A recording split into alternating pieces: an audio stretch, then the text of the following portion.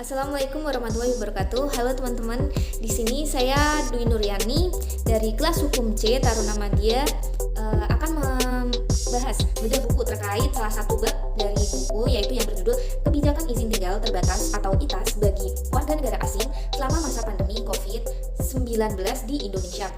Subbab ini dibuat oleh teman saya yang berasal dari Hukum Keimigrasian D yang bernama Anggita Daru Nurdiyanti. Sebelum memulainya, alangkah baiknya saya menjelaskan secara singkat terlebih dahulu apa sih isi dari subbab tersebut, bagian bab buku tersebut. Yaitu intinya pada masa pandemi COVID ini kita mengetahui bahwa imigrasi adalah pintu gerbang orang masuk, pintu pertama bagi orang yang masuk atau keluar wilayah Indonesia. Jadi imigrasi sebagai garda terdepan berperan aktif dalam upaya penekanan penyebaran COVID-19. Mobilitas orang asing yang akan masuk ke Indonesia diperketat dengan adanya berbagai peraturan yang telah dibuat oleh pemerintah. Kebijakan yang dibuat oleh Kementerian Hukum dan Hak Asasi Manusia harus bisa memberikan kepastian hukum dan menjaga kedaulatan negara. Kebijakan di masa pandemi disesuaikan dengan kebutuhan dan keadaan saat ini. Kebijakan di masa pandemi disesuaikan dengan kebutuhan dan keadaan saat ini, yang mana di dalamnya terdapat kebijakan izin tinggal terbatas. Pada saat pandemi COVID-19, kebijakan terkait izin tinggal terbatas berubah-ubah dan selalu dinamis. Kebijakan ini semata-mata dilakukan sebagai upaya untuk menekan penyebaran COVID-19 di Indonesia. Pengeluaran Peraturan Permenkumham RI Nomor 3 Tahun 2020 tentang penghentian sementara bebas visa kunjungan, visa, dan pemberian izin tinggal keadaan terpaksa bagi warga negara Republik Rakyat Tiongkok. Hal ini merupakan langkah awal Direktorat Jenderal Imigrasi dalam mendukung upaya pemerintah untuk menurunkan penyebaran COVID-19 di Indonesia. Kementerian Hukum dan Hak Asasi Manusia juga mengeluarkan surat edaran menteri, yang mana yaitu nomor ini 0158-GR.01.01 tahun 2021 tentang ketentuan perpanjangan izin tinggal bagi orang asing pemegang ITAS atau ITAP yang berada di luar negeri sebagai dasar kebijakan izin tinggal terbatas saat masa pandemi COVID-19 di Indonesia. Hal ini diberlakukannya juga Permenkumham RI Nomor 27 Tahun 2021 tentang pembatasan orang asing masuk ke wilayah Indonesia dalam masa pemberlakuan pembatasan kegiatan masyarakat darurat mulai dari tanggal 21 Juli 2021 yang mana menggantikan Permenkumham RI Nomor 26 Tahun 2020. Di dalam Permenkumham RI Nomor 27 Tahun 2021 ini menyebutkan 5 subjek yang dikecualikan dari pembatasan terhadap orang asing dengan catatan mereka telah mematuhi protokol kesehatan sesuai dengan peraturan yang telah ditetapkan. Salah satu diantaranya adalah subjek yang diperbolehkan masuk yaitu orang asing pemegang izin tinggal terbatas dan izin tinggal tetap. Baik, pertama-tama kita akan membahas bagian pendahuluan terlebih dahulu. Aspek penilaian pertama yaitu penulisan latar belakang disertai fakta dan data pendukung. Apakah bab ini sesuai dengan kriteria pertama? Mari kita lihat. Bagian pertama yaitu dijelaskan bahwa semenjak pandemi COVID-19 yang terjadi kurang lebih 2 tahun belakangan ini, seluruh aspek kehidupan terkena dampak pandemi COVID-19, tak terkecuali keimigrasian. Sebagai garda terdepan dari negara, pandemi ini tentunya memberikan dampak yang amat signifikan terhadap pergerakan masuk dan keluarnya orang dari dan ke negara Republik Indonesia. Seperti yang telah kita ketahui bersama, masa pandemi seperti sekarang ini, penerapan protokol kesehatan sangatlah penting dalam rangka mencegah atau memutus rantai coronavirus 19. Bahkan, di beberapa negara, mereka melakukan lockdown sebagai upaya menekan penyebaran virus COVID-19. Namun di Indonesia, pemerintah memutuskan untuk melakukan social distancing atau berjaga jarak terhadap seluruh kegiatan di Indonesia. Imigrasi berperan penting dalam mengontrol mobilitas orang baik warga negara Indonesia maupun warga negara asing. Menolak dengan alasan membahayakan kesejahteraan sosial jika orang asing terinfeksi COVID-19 juga bisa dilakukan oleh imigrasi. Petugas imigrasi senantiasa bersinergi dengan lembaga pemerintah lainnya agar pelaksanaan fungsi dan tugas keimigrasian dapat terlaksana dengan sebaik mungkin. Menurut saya dari paparan tersebut, bab ini sudah memenuhi kriteria dari latar belakangnya, yang mana latar belakang situasi pandemi COVID di Indonesia dan beserta faktanya keadaan Indonesia pada saat pandemi COVID-19 ini. Kemudian untuk data dukungnya, di bab ini dijelaskan bahwa dalam Peraturan Menteri Hukum dan Hak Asasi Manusia Republik Indonesia Nomor 27 Tahun 2021 tentang pembatasan orang asing masuk ke wilayah Indonesia dalam masa pemberlakuan pembatasan kegiatan masyarakat darurat atau PPKM. Baik, salah satu objek yang diperbolehkan masuk adalah orang asing pemegang izin tinggal terbatas dan izin tinggal tetap. Selain itu tidak diperbolehkan masuk ke Indonesia. Kemudian aspek kedua penilaian yaitu rumusan masalah apakah relevan dengan topik tulisan. Baik, di sini penulis mencantumkan rumusan masalahnya yaitu bagaimana kebijakan izin tinggal terbatas atau ITAS bagi warga negara asing yang berada di Indonesia saat pandemi COVID-19. Menurut saya sudah relevan. Mengapa? Karena di awal kita sudah mengetahui bahwa latar belakangnya adalah situasi Indonesia pada masa pandemi COVID. Dan hal itu sangat relevan dengan rumusan masalah dari bab ini. ketiga yaitu apakah tidak ada unsur plagiasi dan kemiripan di dalam pendahuluan. Setelah saya cek pada website plagiarismedetector.net, bagian pendahuluan ini memiliki 100% unik. Jadi bisa dilihat bahwa tidak ada sedikit pun unsur plagiasi dalam pembuatan pendahuluan ini. Baik, penilaian yang kedua yaitu dilihat dari latar belakang. Dalam penilaian latar belakang ini ada beberapa aspek, bahas satu-satu. Yang pertama adalah apakah uraian pembahasan sesuai dengan topik dan rumusan masalah. Mari kita lihat.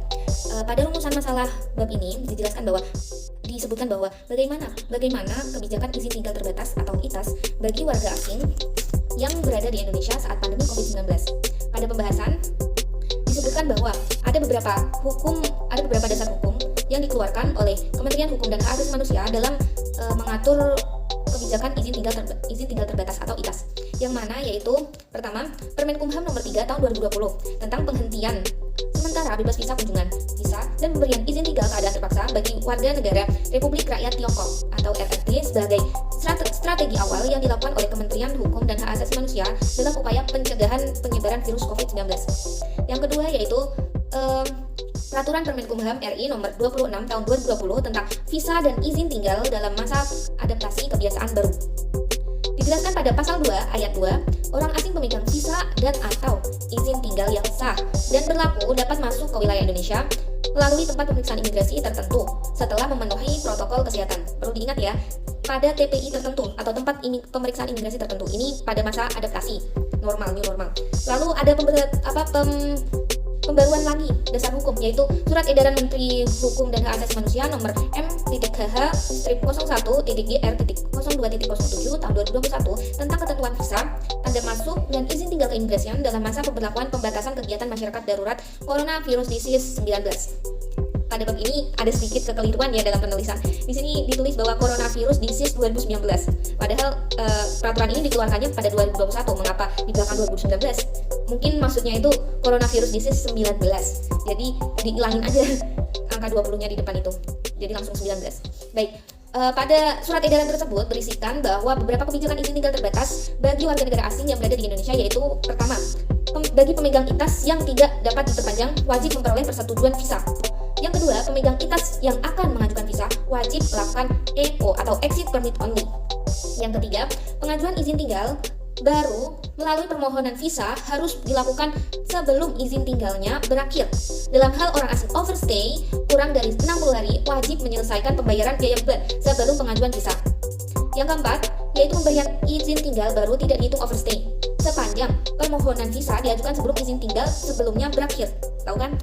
Yang kelima, orang asing yang overstay lebih dari 60 hari dikenakan TAK atau tindakan administratif keimigrasian atau ditolak pemberian atau perpanjangan izin tinggalnya dan wajib meninggalkan wilayah Indonesia. Peraturan selanjutnya yaitu peraturan keempat, di mana Permenkumham RI nomor 27 tahun 2021 yang menggantikan Permenkumham nomor 26 tahun 2020 tadi yang tentang izin tinggal peraturan visa dan izin tinggal pada masa adaptasi kebiasaan new normal atau adaptasi baru.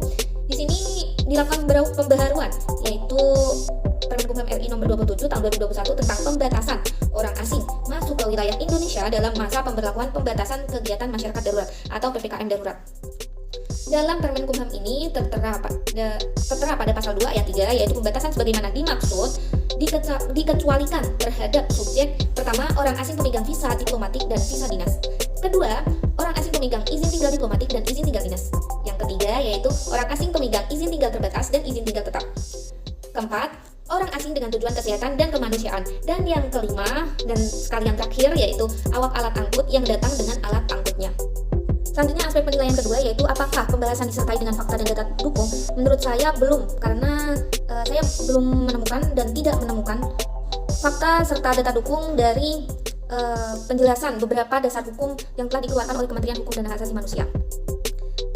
Selanjutnya aspek penilaian yang ketiga yaitu apakah pembahasan dilakukan secara objektif. Menurut saya iya. Mengapa? Karena dalam pembahasan menjelaskan secara fokus yaitu terhadap izin tinggal terbatas atau ITAS. Bagaimana kebijakan hukumnya, kebijakan dasar hukumnya. Lalu yang keempat yaitu apakah penulisan pembahasan menggunakan metode penelitian yang relevan. Menurut saya tidak mengetahui Ini dalam kurung opsional ya jika ada.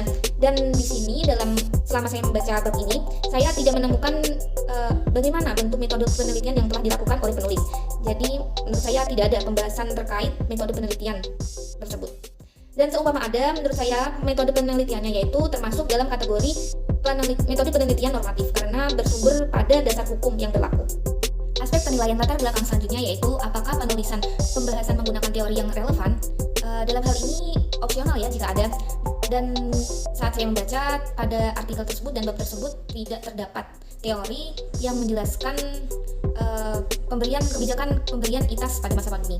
Lalu aspek penilaian selanjutnya yaitu apakah analisa pembahasan dapat dipahami dan dimengerti. Menurut saya iya, sangat bisa dipahami dan dimengerti. Mengapa? Karena penulis menjelaskan secara rinci bagaimana tahapan perubahan dasar hukum terhadap kebijakan pemberian ITAS atau izin tinggal terbatas pada masa pandemi dari awal tahun 2020 sampai sekarang.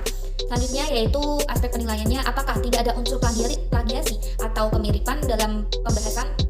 Setelah saya cek pada website sama yang seperti tadi yaitu di plagiarismedetektor.net, angka plagiasinya yaitu 25% dan 75% itu unik. Menurut saya angka 25% ini cukup relevan ya karena penulis banyak mengutip dari dasar hukum atas ITAS tersebut. Jadi memang kita tidak bisa memungkiri kalau mengutip dasar hukum itu pasti terdeteksi plagiarisme atau similarity. Penilaian selanjutnya yaitu dilihat dari referensi dan daftar pustaka. Aspek penilaian yang pertama yaitu apakah pemilihan referensi relevan dengan topik tulisan. Menurut saya iya relevan. Mengapa? Karena referensi dari penulis dari bab ini diambil dari dasar hukum yang berlaku sama pandemi COVID dan itu sangat relevan. Yang penilaian kedua yaitu apakah konsistensi penggunaan referensi atau footnote ataupun body note ini sudah konsisten. Menurut saya malah di bab ini, di penulisan ini tidak ada penggunaan referensi footnote ataupun body note. Saya tidak mengetahui, akan tetapi pada bagian referensi akhir di akhir penulisan itu ada. Lalu aspek penilaian selanjutnya yaitu apakah rentang waktu referensi kekinian atau up to date. Menurut saya iya, pasti iyalah. Soalnya referensi yang diambil oleh penulis yaitu dasar hukum yang berlaku selama pandemi COVID. Dan aspek terakhir yaitu apakah daftar pustaka disusun secara sistematis. Menurut saya iya, karena sudah sesuai dengan peraturan penulisan daftar pustaka pada umumnya. Oke, begitulah teman-teman presentasi bedah buku terhadap salah satu artikel teman saya di bab 5 kelas hukum D yang berjudul Kebijakan Izin Tinggal Terbatas atau ITAS bagi warga negara asing selama masa pandemi COVID-19 di Indonesia. Begitulah presentasi dari saya. Apabila ada salah dalam tutur kata mohon dimaafkan sebesar-besarnya. Wabillahi taufiq wal hidayah. Wassalamualaikum warahmatullahi wabarakatuh.